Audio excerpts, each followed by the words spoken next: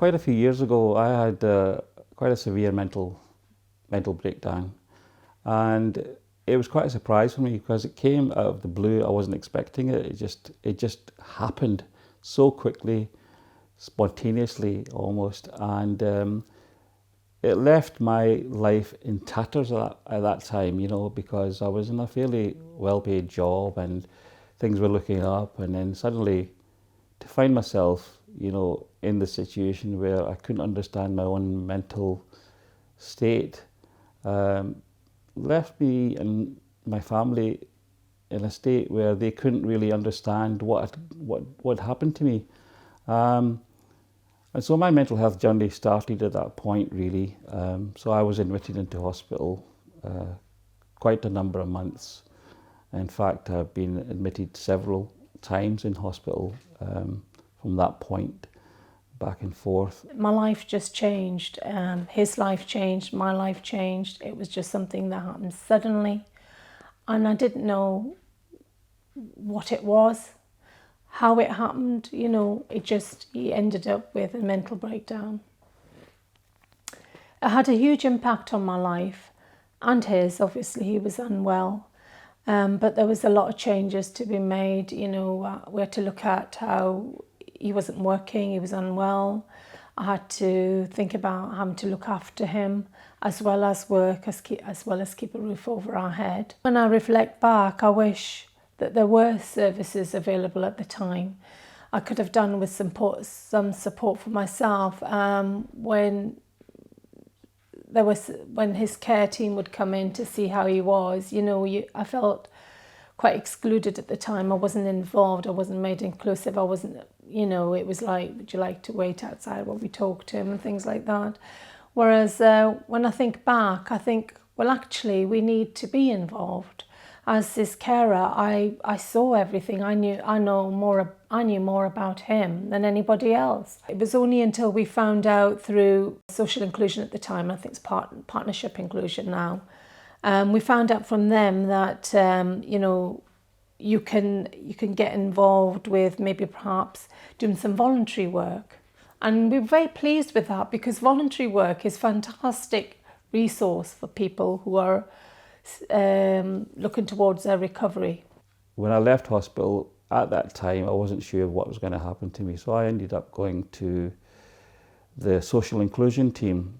So I was directed towards them, and they were absolutely fantastic because that was my first step towards recovery, really, having left the hospital and to continue with this journey.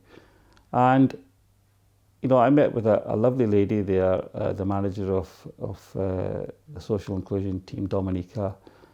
And at the time she said, look, we're going to help you, and we're going to help you in stages, and really it's all about you helping yourself.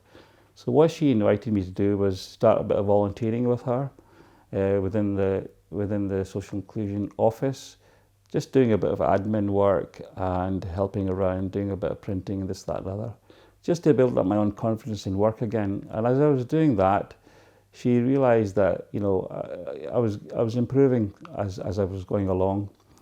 And then she said to me, Bill, I think you'd be a great candidate for the recovery college. I spoke to my wife about it, and I said, look, they're asking me, Dominique's asked me to go into the recovery college as a student and see how you get on. And she said, look, if you're worried about it, I'll come along with you. So my wife probably decided, like, I'll come along with you for the first couple of weeks, and you can try it out. And if you don't like it, you don't have to stay. But I'll stay with you just to give you that bit of encouragement, Anyway, we did end up going, both of us, to the recovery college, and really, really enjoyed it. I was quite impressed by the fact that I was amongst like-minded people who had been through their own mental health journeys, had suffered different types of mental illnesses, psychosis, bipolar, depression, anxiety, all sorts of different illnesses. But because I was amongst like-minded people, it gave me that feeling of control for my own self, because I knew that I'm in a safe place. I feel comfortable amongst the group here. Even the tutors had lived experience, so that was really that was really important to me, that everyone in this room understood mental health very well. Most recently, I've now become employed by the NHS as a peer support worker and a tutor of the Recovery College. So that's put me in a really good position, because I'm now able to help those who need that help.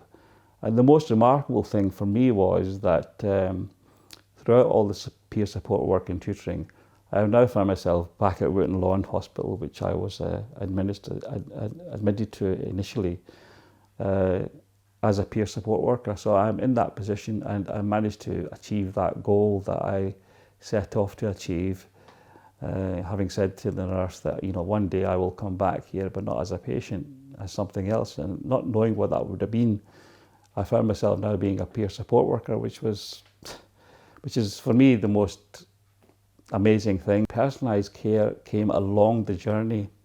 Now, personalised care for me was given the choice of being able to empower myself with the services that were available and the support in the community that was available to me. And that, to me, is what personalised care is about, is giving the person the choice and the ability to go out there and achieve something on their own merit. Personalised care is all about empowerment. Once you have been given the choice to improve your life and become more independent, it gives you that feeling of, well, I would say real hope and, what's the word I'm looking for? Independence, really, independence, being able to do things on my own without having to keep asking all the time. It's really been quite a journey for me, and I'm very, very happy where I am at the moment, to be honest with you. I'm in a position where I can help other people who are going through their own mental health journeys, enabling them, having that lived experience myself, makes people who I speak to feel more comfortable about the fact that they're speaking to somebody who has been through a journey and has come out the other end.